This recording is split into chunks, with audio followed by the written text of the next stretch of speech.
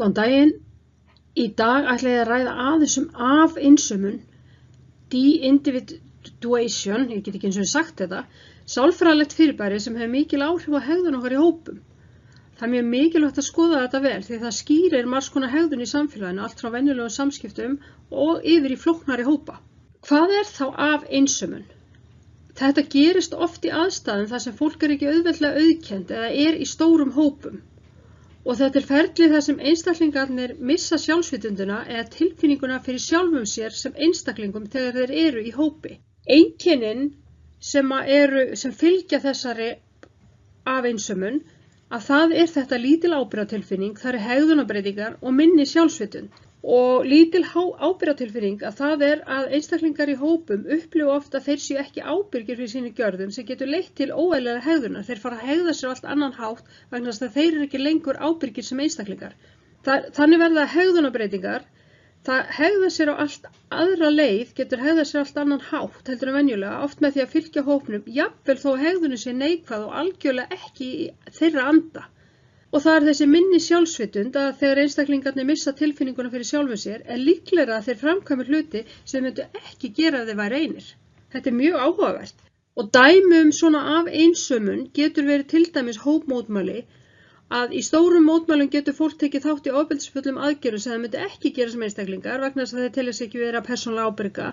Það er til dæmis að ráðast inn í búðir og ræna og það er að ráðast á fólk og það er að ráðast á lögregluna og fleira. Og það er í næturlífi eða skemmtanalífinu, það er í næturklúbbum eða á stóru skemmtunum getur fólk komið fram á þann hátt sem það hefði ekki gert að það var eitt eða í minni hópi. Og maður sér þetta til dæmis á tónleikum, risastórum tónleikum, þar sem allir taka þátt í einhverju að gera eitthvað, en sem einstaklingur myndur aldrei gera þetta og myndur ekki vekja athygli á þér á þennan hátt. Áhrif afinsömunar, það geta verið bæði jákvæð og neikvæð áhrif. Þetta er ekki bara neikvætt.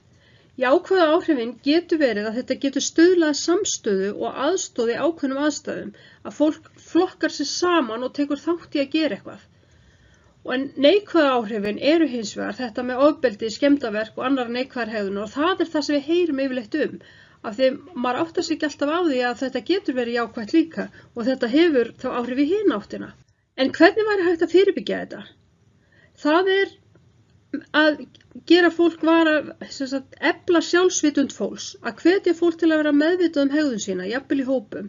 Og þetta getur verið gert með því að leggja áherslu á persónuleg gildi og ábyrgð okkar sem einstaklinga. Og það er að strúktúra hópa, skapa aðstæður þar sem einstaklingarnir eru auðkenndir og ábyrgð hvers og eins er skýr. Og það getur dregið úr tilhneigingu til afinsömunar. Ef allir vita hvað ég á að gera innan hópnum, þá fer ég ekki að haga mér eins og brjálæðingur og gera eitthvað allt annað. Samantekt á þessu er að afinsömun er mikilvægt fyrirbæri sem hjálpar okkur að skilja hvernig hópar virka og hvernig einstaklingar breyta eða geta breytt hegðun sinni í hópum. Og með því að skilja og þekkja þetta ferli, þá getum við unnið að því að skapa jákvæðari og ábyrgari hópamenningu.